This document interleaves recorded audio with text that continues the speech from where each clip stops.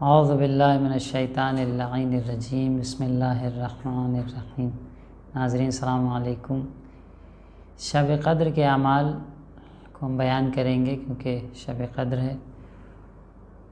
مختصر طور پر تمام شبوں کے اعمال، کیونکہ اس شبوں کی بہت فضیلت ہے، اور جیسا کہ ارشاد ہو رہا ہے کہ لیلۃ القدر خیر من الف شہر، ہر ایک رات، یہ شب قدر کی جو رات ہے وہ 1000 مہینے سے بہتر ہے۔ تو 1000 مہینے 70 سال کی عمر سے بھی زیادہ ہوتا ہے۔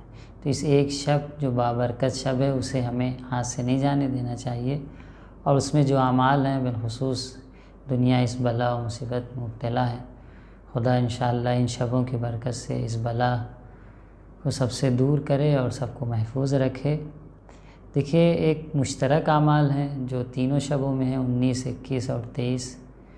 اس میں سے جیسے غروب آفتاب کے وقت، یعنی غسل شب قدر جسے کہتے ہیں، جو غروب آفتاب کے وقت آپ کر سکتے ہیں، جس وقت مغرب کا وقت ہو رہا ہے، مغرب سے قریب بھی آپ کرتے ہیں تب بھی آپ کا غسل صحیح ہے، شب میں بھی کر سکتے ہیں۔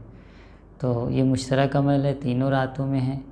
اس کے علاوہ 2 رکعت نماز ہے۔ پہلی رکعت میں حمد کے بعد 7 مرتبہ سورہ توحید، سورہ قل اللہ احد پڑھنا ہے، اور دوسری رکعت میں بھی سورہ حمد کے بعد 7 مرتبہ سورہ توحید یعنی سورہ قل اللہ احد پڑھنا ہے۔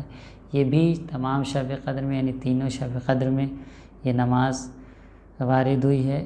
اور تیسرا عمل جو تینوں شب قدر میں ہے وہ یہ کہ قرآن کھول کے دعا پڑھنا، جو سامنے ہم پڑھتے ہیں، اور جو خواتین پیریڈ کی حالت میں وہ بھی ہاتھ میں دستانہ پہن کے، یا اس طریقے سے کہ قرآن کے متن و لفظ پہ ہاتھ نہ لگے، کیونکہ قرآن کے متن اور لفظ کو چھونا ان کے لیے حرام ہے۔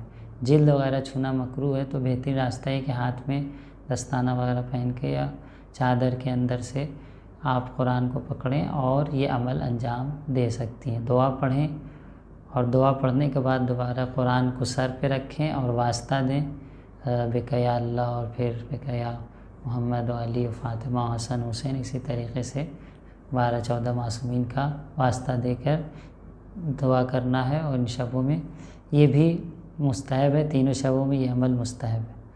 چوتھا عمل زیارت امام حسین علیہ السلام ہے، کیونکہ زیارت امام حسین تمام مناسبتوں میں ہے، اور اس شب قدر میں بھی اس کی عظمت ہے۔ زیارت امام حسین دور سے ہی صحیح، جو دور سے زیارتیں ہیں اس کو پڑھیں۔ اور 100 رکعت نماز ہے، یہ تینوں شب میں ہے، ایسا نہیں کہ صرف 23 کی شب میں ہے۔ 100 رکعت نماز ہے، مستحب ہے۔ جن لوگوں کی قضائے عمری ہے، ان کی عمر کی نمازیں قضا ہوئی ہیں، تو وہ 100 رکعت کے بجائے وہ اپنی قضا نمازیں ان شبوں میں پڑھ لیں، انشاءاللہ وہ 100 رکعت کا بھی ثواب ملے گا، ان کی نماز بھی قضا جو ہے وہ بھر جائے گی۔ تو ان تینوں شبوں میں 100 رکعت نماز مستحب ہے، اور اس 100 رکعت نماز کے جہاں پر جن لوگوں کی قضا نمازیں ہیں، قضائے عمری ہے، وہ اسے بجا لاتے ہیں، انشاءاللہ دونوں کا اجر ملے گا۔ اور مخصوص ہے شب شہادت سے کہ مولا کائنات کی کہ یہ انسان دعا پڑھتا رہے کہ اللہم لن قتلتا امیر المومنین علیہ السلام، خدا مولا کائنات امیر المومنان کے دشمنوں پر اور قاتلوں پر لعنت نازل کرے، اور لعنت کرے اپنی قاتلوں میں جو خود قتل کرنے والے ہیں، جو اسباب اور سبب قتل بنے تھے، ان سب پر اللہ کی لعنت ہو۔ تو ان شبوں میں دعاؤں میں حقیر کو بھی یاد رکھیے گا، اور ان اعمال کو بجا لانے میں پوری کوشش کریں، تاکہ انشاءاللہ ان شبوں کی برکت سے اللہ ہم سے تمام پریشانیوں کو اور خاص طور پر اس وبا کو ہم سے دور کرے۔ السلام علیکم ورحمۃ اللہ وبرکاتہ۔